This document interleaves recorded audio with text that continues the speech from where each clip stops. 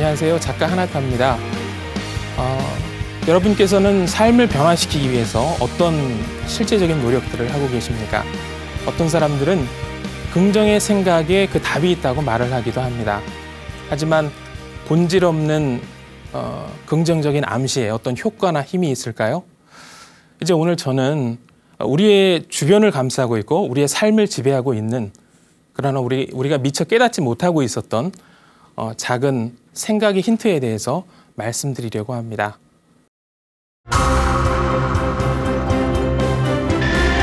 다 잘 될 거야. 입으로는 긍정을 외치지만 속으로는 불안을 떨칠 수 없는 현대인들.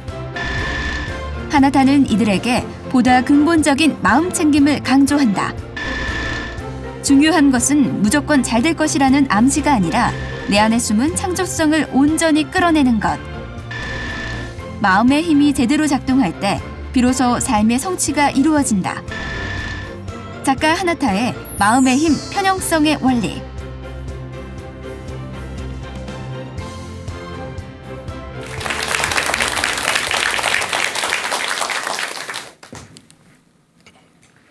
네, 이런 열정적인 반응, 상당히 어색합니다.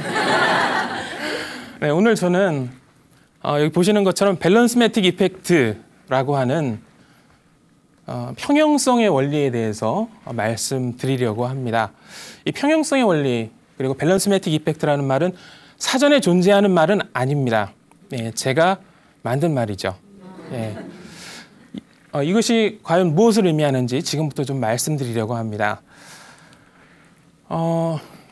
이 평형성의 원리라는 것은요, 우주 내에 존재하는 밸런스를 맞추려는 기본적인 흐름을 말합니다. 밀도가 높으면은 밀도가 낮은 곳으로 뭔가 흐르려고 하는 어떤 특성, 그리고 기압이 높으면 그렇지 않은 곳으로 뭔가가 흐르려고 하는 그러한 특성들 다 알고 계시죠? 네. 예, 이것이 바로 평형성의 원리, 평형화 현상이라고 제가 부르는 것입니다. 하지만 이 흐름에 역행하는 것은 관찰되지 않고 있습니다, 지금까지. 그리고 이것을 저항하려고 할 때 오히려 어떤 부작용이 일어나는 경우가 상당히 많다는 것도 인지하게 됩니다. 여기 지금 보이시는 사진들은요, 기압의 차이로 인해서 생기는 기후입니다. 그러니까 기압이 높은 곳에서 기압이 낮은 곳으로 공기가 흐르려는 어떤 경향, 그리고 이런 현상에 의해서 기후, 천둥이 치고 바람이 불고 번개가 치고 하는 등의 현상들이 생기게 됩니다. 너무 당연한 얘기죠? 네. 당연한 얘기를 지금 제가 하고 있습니다. 네.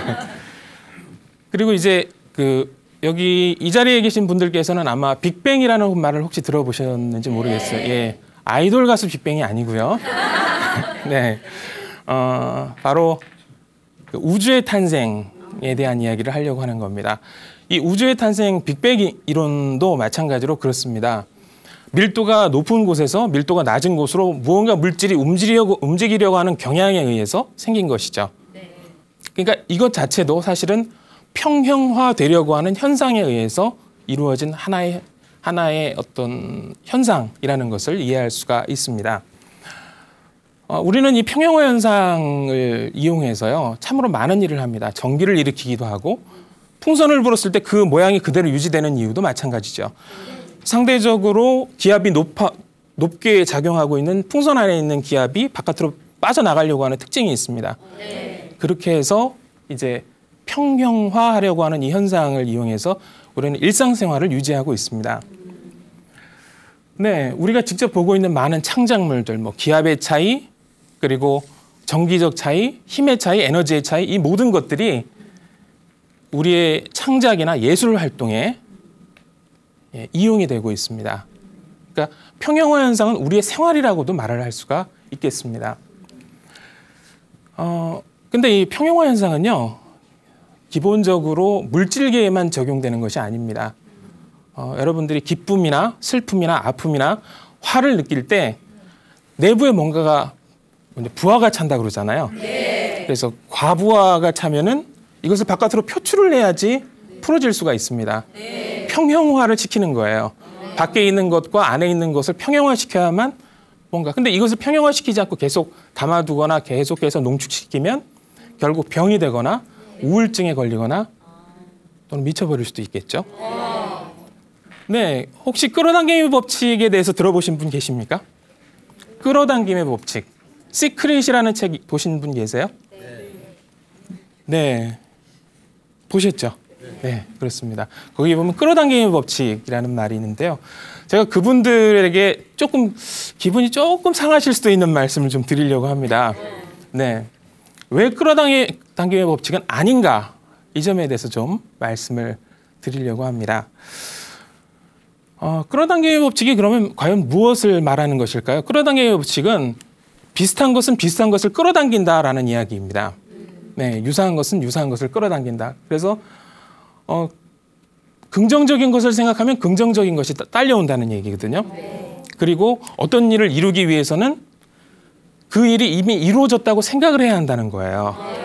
예, 이 책 보신 적 있으시죠? 네, 시크릿이라고 하는 책인데요. 그 책에 의하면은 이것은 우주에서 가장 강력한 힘이다. 그리고 예외가 없다. 누구나 다 적용할 수 있다. 이렇게 표현을 하고 있습니다. 그러니까 그러면은 과연 끌어당김의 법칙을 이해할 수 없는 사람들은 어떻게 해야 할 것인가. 근데 굳이 이해하려고 하지 않아도 된다고 이야기를 합니다. 이 책의 DVD를 보시면요. 밥 프록터라고 하는 한 할아버지가 나와요. 예, 그래서 그 할아버지가 뭐라 그러는가 하면 우리가 전기의 힘을 제대로 알지 못하지 않느냐. 하지만 전기를 이용하는 것처럼 굳이 이것을 이해하려고 하지 마라. 그냥 믿어라. 이렇게 얘기를 하거든요. 네, 그래서 결과론적 측면이 굉장히 강합니다. 근데요. 제가 생각하는 이 끌어당김의 법칙이 아니다. 그러니까는 맞지 않다고 생각하는 이유를 조금 말씀드리면 이렇습니다. 우선 유사한 것들만 끌어당기는 것이 아닙니다. 네. 대표적으로 여기 남자분도 계시고 여자분도 계시죠. 네. 근데 예외적인 경우를 빼놓고 남자분은 여자분에게 끌리고요. 여자분은 남자분에게 끌리게 되어 있습니다. 네. 서로 다르잖아요. 네. 그리고 N극과 S극 아시죠? 자석에 네. 서로 끌어당깁니다. 네. 완전 반대의 것이에요. 두 가지가 끌어당기는 것을 보면 유사한 것들이 끌어당기는 것 같지는 않다는 얘기죠. 네. 네. 그리고 중요한 점이 있습니다. 결국 부정적인 생각도 자아의 일부입니다. 이것을 부정해야 한다는 것은 또 다른 의미의 부정이 되는 거예요. 부정적인 생각도 나의 것이라고 받아들일 수 있어야 되거든요. 실제 저는 이제 상담 활동을 하면서 물론 이제 책도 쓰고 그러긴 하지만 상담 활동을 했었습니다. 근데 어느 날 전화를 한 통 받았어요. 전화를 받고 나니까 어떤 학생이 이야기를 하는 거예요. 그러면서 자기 좀 다짜고짜 자기 좀 도와달라고 이야기를 합니다. 이야기를 들어보니까 자기의 상황은 분명히 괴리감이 일어난다는 겁니다. 하는 일은 다 안 되는데 잘 될 거다, 잘 되고 있다라고 생각을 해야 한다고 하니까 잘 될 거라고 생각하는 그 자아와 지금 현재 상태를 느끼고 있는 자아가 충돌을 일으켜가지고 정신분열이 일어났다는 얘기입니다. 결국 정신과적인 치료를 받아야 되지 않겠나. 원하는 게 뭐냐? 그랬더니 그러면 저는 시크릿을 몰랐던 때로 돌아가고 싶습니다. 이렇게 이야기를 하더라는 겁니다. 네. 그리고 기본적으로 힐링이라는 건요. 여러분 힐링이라는 게 어떤 거라고 생각하십니까? 부정적인 것을 꾹꾹 참고 화난 것 꾹꾹 참고 그다음에 나는 긍정적이야, 나는 웃고 있어, 나는 행복해라고 이야기하는 걸까요? 아닙니다. 예. 결론적으로 힐링이라는 건요. 화날 때 화를 터뜨리고 눈물이 날 때 눈물을 내서 그것을 표출하고 밖으로 드러내놓는 겁니다. 그러니까 이것은 힐링과도 아무런 관련이 없다는 것을 알 수 있어요. 그리고 시크릿이 사실이라면은 우리가 기억해야 할 것은 그 비주얼라이징이라고 하는 게 있거든요. 시각화하는 거예요. 보이지 않는 것을 보이는 것, 이미 이루어진 것처럼 생각하는 거. 그러니까 그것을 제일 잘하는 사람은 누구냐 하면은 정신병자들이요. 그렇죠. 왜냐하면 계속 행복해하고 그다음에 실제 있는 것처럼 생각하고 근데 그들의 그러한 믿음이 과연 무언가를 이루던가요? 그렇지는 않죠. 네, 그럼 이제 평형성은 어떻게 작동되는가? 이 말씀을 좀 드리려고 합니다. 우선 물리적 영역에 대해서는 아까 말씀드렸어요. 비가 오고 뭐 이렇게 그렇죠? 그래서 높은 곳에서 낮은 곳으로 가려고 하고, 네. 두 번째는 마음의 영역입니다. 양심의 영역이에요. 실제로 건널목에 어떤 사람들이 대기를 하고 있어요. 길을 건너기 위해서. 네. 근데 길을 건너기 위해서 대기하고 있는데 다수의 사람들이 튀어나갑니다. 신호를 무시하고 만약에 튀어나갔어요. 그럼 어떻게 될까요? 분명히 빨간불이라는 것을 알면서도 쉽게 건너가게 되어 있습니다. 네. 이것이 동화라고 하는 거거든요. 똑같은 양심을 가지고 있고 똑같은 생각을 가지고 있었는데 그 순간만큼은 분위기에 의해서 양심의 척도가 바뀌는 겁니다. 즉 평형화가 되기 시작하는 거죠. 그리고 이제 자기를 둘러싼 친구들에 의해서 나쁜 일을 더 쉽게 하는 경우도 있고요. 전쟁터에 가보세요. 살인이라는 것에 대해서 조금은 둔감한 느낌을 갖게 되어 있습니다. 무엇이죠? 주변의 상황들이나 분위기에 의해서 양심이 바뀌었다는 얘기입니다. 예. 그러니까 이런 것들을 보면 마음의 영역에서 평형성의 원리가 적용되고 있다는 것을 이해할 수 있습니다. 그리고 에너지의 영역, 관념의 영역입니다. 이것은 특히 종교적인 관점에서 두드러지게 드러난다고 말씀드릴 수가 있는데요. 종교적으로나 아니면은 사상적, 또 정치적 이념 이런 것들과 관련해서요. 그러니까 쉽게 동화가 되는 거죠. 그 어떤 분위기에 의해서 이런 것들을 다룬 책도 실제 있습니다. 리얼리티 트랜서핑이라는 책이 있었습니다. 예, 읽어보신 적 있으세요? 예, 계시는군요. 그래서 거기에는 그 펜듈럼 이론이라고 하는 게 있습니다. 예. 그래서 펜듈럼 이론이라고 하는 것은 다수의 사람들이 어떤 생각을 하면 거기에서 뭉게뭉게 무엇인가 에너지가 나온다는 거예요. 분위기가 나온다는 겁니다. 그리고 그 에너지가 사람을 죽일 수도 있고 살릴 수도 있어요. 네. 이 사진들을 한번 잘 보세요. 어떤 아이가 지금 차바퀴 밑에 손목을 깔고 있죠. 이게 뭐냐면요. 이슬람 국가에서 빵을 훔쳤다는 이유 때문에 근데 이것을 이 주변에 있는 사람들이 말리지 않고 당연스럽게 생각을 하는 겁니다. 왜 이런 현상이 일어날까요? 이것은 어떤 모종의 영이나 기운이나 에너지에 있어서 평형화 현상이 일어나고 있다는 얘기입니다. 자기 자신도 모르게 그렇다는 거죠. 자, 그렇다면요. 이제 밸런스 매틱 이펙트. 제가 이제 B2라고 이제 표시를 했습니다. 기니까요. 예, 밸런스 매틱 이펙트. 평형성의 원리를 어떻게 활용할 수 있는가, 적용할 수 있는가. 네, 제가 그 점을 제가 이쪽도 좀 봐야 되죠. 좀 말씀드리도록 하겠습니다. 자, 그 전에 있을 수 있는 자문들이 있습니다. 이거는 제가 여러분에게 질문을 하는 겁니다. 꼭 대답을 하셔도 되고 안 하셔도 됩니다. 언제 마음이 편안해지시든가요? 언제 새 힘을 얻는다고 생각이 되시든가요? 그러니까 이거는 굉장히 무거운 질문이 아닙니다. 여러분도 다 대답하실 수 있는 내용들입니다. 언제 일렁이는 마음이 좀 없어지시든가요? 스트레스가 언제 풀리시든가요? 네, 말씀하실 분 계세요?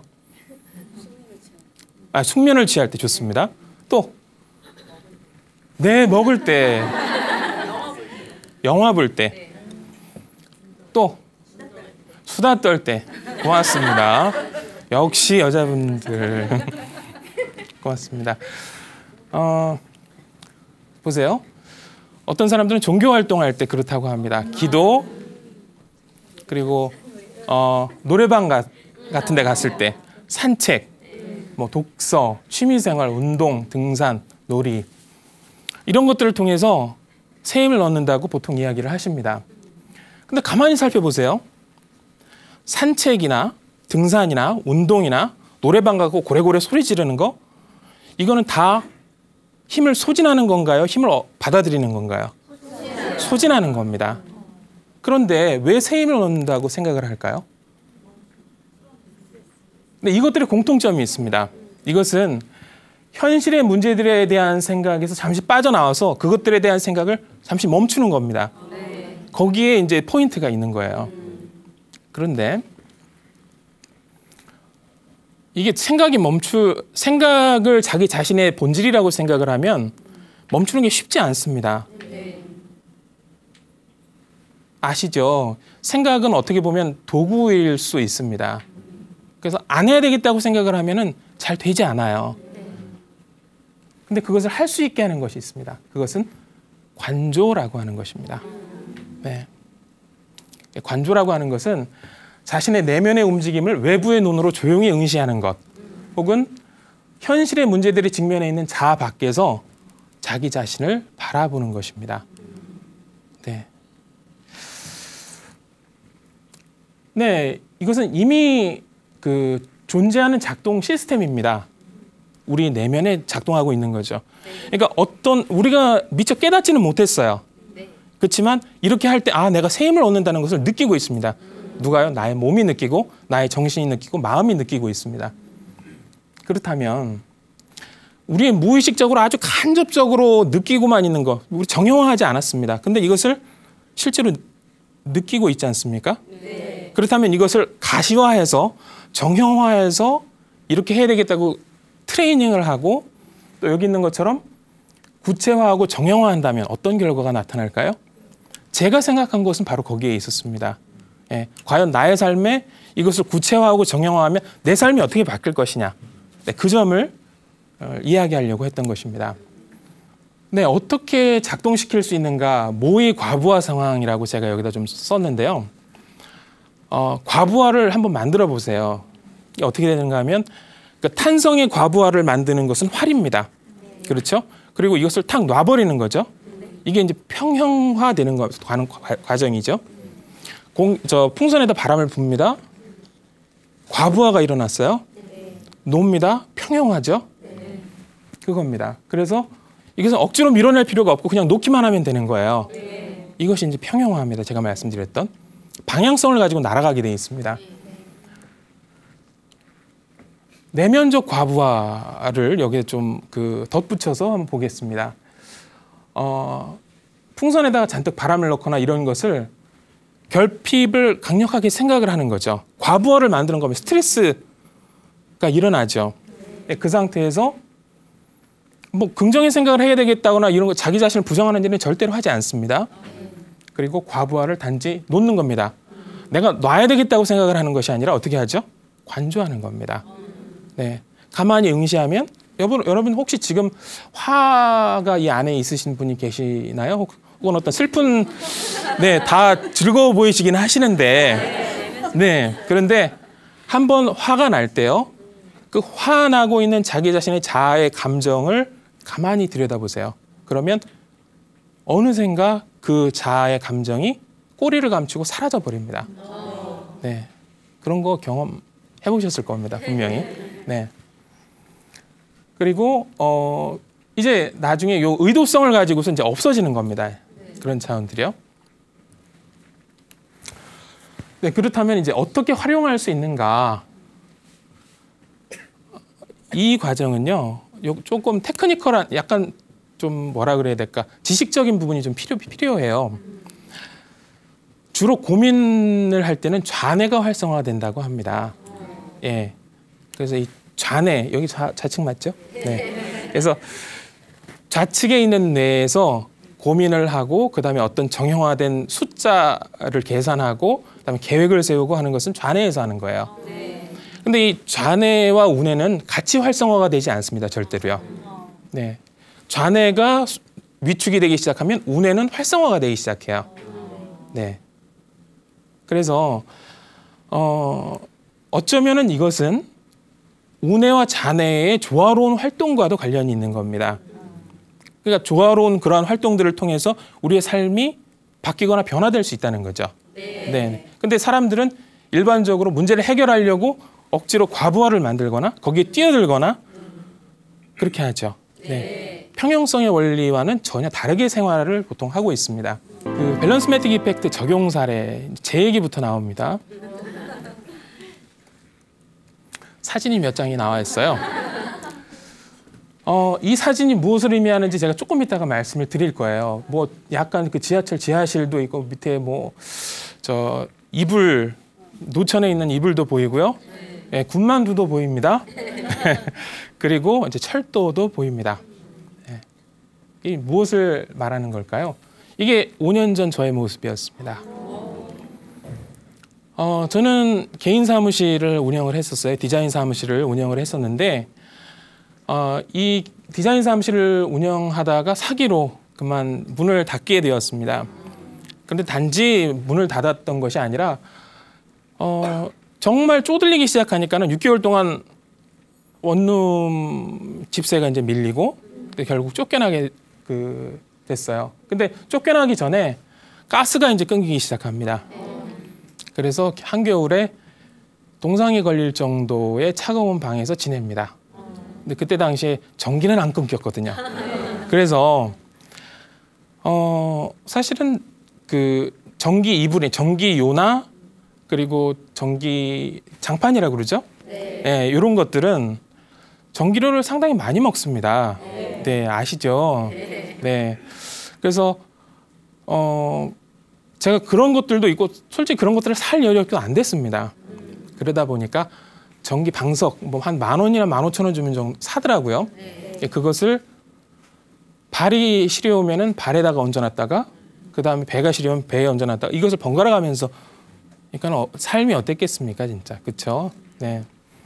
그러다가 이제 눈이 녹기 전에 가재 도구의 3분의 2를 정리를 하고 쫓겨납니다. 쫓겨나서 어디를 들어가느냐? 네, 고시원을 들어갑니다. 고시원 들어가서도 3번을 쫓겨났어요, 제가. 네. 많이 울었습니다. 이 큰 등치에 울면 어땠겠습니까? 네. 네. 그리고 하는 일마다 그렇게 안 되더라고요. 잠잘 곳이 없는 상태로 짐을 창고에다 넣어놓고, 네, 창고 같은 데다 넣어놓고 저는 이제 뭐 새우잠을 적당히 그냥 자는 거예요. 정말 살아있어도 살아있다고 할 수 없는 그런 상황이었습니다. 그리고 낮 시간이 되잖아요. 그러면은 이제 군만두 얘기가 여기서 나옵니다. 올드보이 아닙니다. 네. 저 오피스텔에서 짜장면 먹고 나면은 군만두가 이렇게 서비스로 가잖아요. 제일 깨끗하게 제가 주워 먹을 수 있는 게 바로 그런 것들이었어요. 예. 왜냐면 다른 거는 다 침 섞이고 막 그러잖아요. 그러니까 그거 먹고 싶어서 예, 쳐다보고 이제 그랬던 기억이. 그러니까 자존감은 완전히 하락이 됐고요. 그 다음에 그냥 숨만 붙어 있는 짐승과 같은 삶이었습니다. 네. 그리고 이제 마지막에 보셨던 그 철도 자살 시도도 했었습니다. 그러니까 저의 삶이 굉장히 피폐했었다는 것을 느끼시겠죠. 근데 이제 이것을 적용한 후에 4개월 이후에 그리고 현재 지금은 그러니까 제가 어떤 생각이 탁 땅 하고 들어가지고 그것을 적용하고 그리고 나서 4개월 이후 그리고 현재는 갑자기 유명 출판사에서 저한테 연락이 온 거예요. 그러니까 제가 이제 인터넷에 가볍게 올린 그것을 보고서 뭐 이렇게 저렇게 좀 연결이 돼서 네, 그래서 갑자기 작가가 됐습니다. 그것도 전국에서 5손가락 안에 드는 단행본 시장에서는 5손가락 안에 드는 출판사였어요. 네. 그리고 작가로 활동을 합니다. 네. 그리고 작가로 활동을 하다가 보니까 또 대필 의뢰가 들어왔어요, 저한테. 대필 의뢰가 들어와가지고 근데 그 대필을 써드린 분 지금 저를 아는 분 혹시 계십니까? 없으시죠?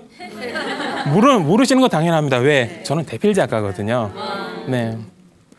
국내 0.3%의 그 명사들을 주로 제가 대필을 하고 있는데 그 대필 지원한 책들 중에서 또 뭐 베스트셀러 종합 순위 1위, 그다음에 분야별 순위 1위, 네, 뭐 이런 것들이 나오는 겁니다. 물론 그 밑에도 있었습니다. 네. 그리고 이제 제가 조금 있다가 사진을 좀 보여드릴 텐데요. 소중한 인연들도 생겼습니다. 그리고 저는 현재 이제 다른 사람들에게 꿈과 희망을 좀 전해줘야 되겠다 이런 생각을 기본적으로 갖고 있었기 때문에 한국 드림워커 협회의 의장으로 지금 활동을 하고 있습니다. 그리고 예비 작가들을 지금 양성을 하고 있어요. 네, 그래서 그 책을 내시길 원하시는 분들 혹은 작가로서 활동을 기존에 하고 계시면서 더 많이 배우기 원하시는 분들에게 제가 부족하지만 네, 강의를 하고 있습니다. 그리고 매일매일 새롭고 즐거운 일들, 기대에 찬 일들이 일어나고 있습니다. 네, 오늘 저 되게 바쁜 중에 나온 거거든요. 네. 그리고 정말 그때 이후로 지금까지 제가 평생 동안 들었어야 할 그 사랑한다는 표현 너무 많이 들었어요. 저를 존경한다고. 저 때문에 자기 삶이 변했다고 하는 사람도 봤습니다. 왜 그랬는지는 모르겠습니다. 새로운 인간관계나 새로운 만남들도 있었죠. 그냥 이게 지금 제가 강의하는 장면입니다. 잘생겼나요? 네. 그렇게 말씀하시면 곤란합니다. 네, 어쨌든 그렇습니다. 여기 보시면요. 저기 끝에 계신 분이 황성진 대표님이시거든요. 네. 예, 아마 여기 소감에 출연했던 적이 있으신 분이셔요. 네.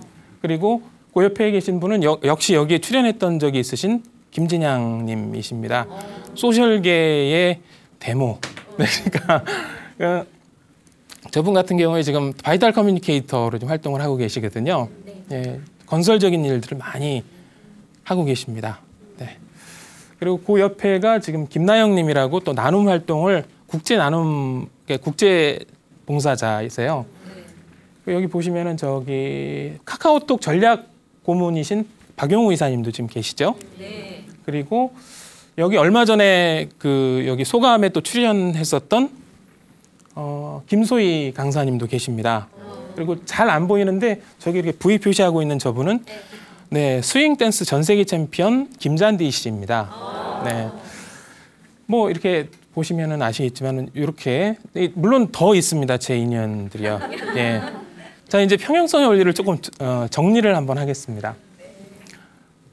생각의 쉼을 위한 저항하지 않는 관조 포인트가 바로 거기 있습니다. 예. 그리고 이 관조가 포인트고요.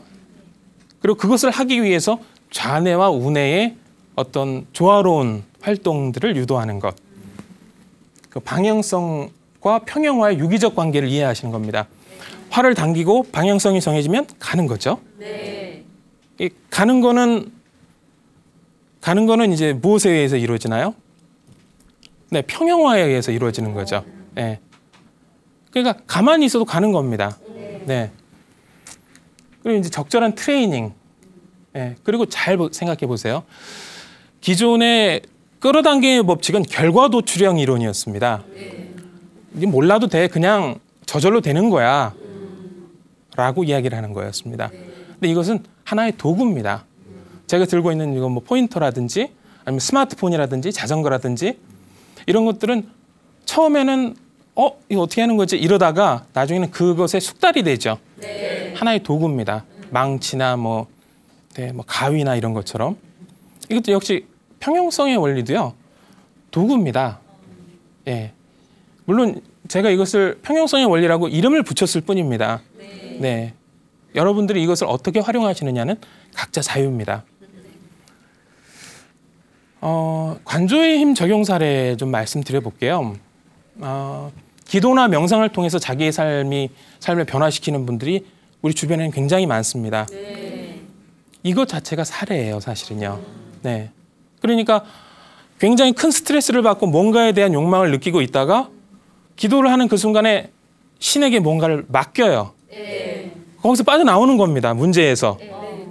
그렇죠? 그리고 관조하는 겁니다, 그것을요. 바라보는 거예요. 네. 외부의 눈으로. 네, 명상도 마찬가지죠. 그리고 간디나 오시오 라즈니시 같은 철학자들은 관조를 통해서 영감을 얻었다 이렇게 이야기를 하고 있어요. 예술가 로댕 아시죠? 네. 생각하는 사람입니다. 네. 이 자리에 생각하고 계십니까? 네. 그래서 예술가 로댕 역시 그 산책의 시간을 통해서 관조로서 예술적 에너지를 얻었다고 이야기를 합니다. 그리고 이제 미국 아주사 퍼시픽대 그 리처드 포스터 교수가 관조에 대해서 이야기를 한 게 있어요. 네. 뭐라고 얘기한? 이거 길어서 다 못 읽겠어요. 그냥 여기 보면은 그것은 관조입니다. 그것은 우리 인생 속에 깃든 필수 요소다. 그리고 관조하는 개인은 행복하다. 인생의 참된 방향을 알게 되기 때문이다라고 이야기를 했어요. 그러니까 이것은 우리가 새롭게 알게 된 게 아니고요. 이미 우리의 몸 안에, 우리의 마음 안에, 우리의 정신 안에 깃들여 있던 것입니다. 그리고 자연계의 우주 내에 이미 존재하고 있었던 거예요. 우리가 이것을 정형화해서 밖으로 끌어내지 않았을 뿐입니다. 네, 실제 관조의 힘 적용 사례와 관련해서 실제 얼마 전에 나왔던 기사예요. 그 마이크 임팩트라고 그래가지고 국내에서는 그 강연 문화를 이끌어가는 굴지의 기업입니다. 거기에 대표님이 한동헌 대표님이신데 불과 9월 24일 한 보름 정도 됐나요? 그 문제들이 생겼을 때 어떻게 해결을 하시느냐 이 얘기를 하니까 해결하려고 하지 않고 그냥 가만히 문제를 관조합니다. 그렇게 했을 때 문제가 해결되는 경우가 많더라는 거죠. 그러니까 관조의 힘은 물론 사례를 찾으면은 지금이라도 인터넷을 뒤지면 나와요. 그렇지만 굳이 찾을 필요가 없습니다. 이미 여러분들 모두가 다 사례자입니다. 이것을 구체적으로 정형화해서 바깥으로 빼내지 않았을 뿐이에요. 여기 계신 분들도 다 저와 같은 어떤 변화를 느끼실 수가 있습니다. 물론 정도의 차이는 있을 수 있어요. 왜냐하면은 이것은 도구이기 때문에 예, 숙달이 돼야 되거든요. 네, 이제 마지막으로 평형성의 원리와 미래에 대해서 좀 말씀을 드릴게요. 저는 이 평형성의 원리, 이 평형화 현상, 네, 이것을 우리가 숙고하고 묵상하고 한다면 사회적, 범사회적인 문제들, 또 스스로에 대해서 괴리감을 느끼는 사람들, 또 개인의 가치관, 건강, 이런 문제들에 있어서 가시적인 효과를 얻을 수 있을 거라고 저는 생각을 하고 있습니다. 네, 그래서 이것은 개인의 다양성을 묵살해가지고 너 하지 마 해가지고 문제를 덮어두는 것이 아니라 개인의 다양성을 인정하면서도 모든 부류의 삶이 더 건강하고 발전적인 삶이 될 수 있도록 하는 것입니다. 다시 말씀드리지만 이것은 이미 우리 내부에 결정되어진 것이고요. 우리 내부에 들어있는 것입니다. 그리고 자연계 내에 있는 것입니다. 이 자리에 계신 모든 분들 그리고 이 방송을 보고 계실 모든 분들께서 이 평형성의 원리를 적절하게 의미 깊게 사용을 하셔서 더 건강하고 더 윤택하고 더 발전적이고 그리고 더 풍요로운 삶을 누리게 되시기를 진심으로 바랍니다. 제가 말씀드린 것에서나 아니면 그 외에 질문 있으시면 받겠습니다. 네, 말씀해 주시죠. 젊은이들이 이렇게 미래에 대해서 많은 불안감을 가지고 있거든요. 네네네. 이런 젊은이들에게 미래에 대해서 이렇게 좀 조언을 해줄 수 있으시다면 어떤 조언을 해주실 수 있나요? 보통 그 미래에 대한 두려움이 왜 두려운지 아시죠? 네.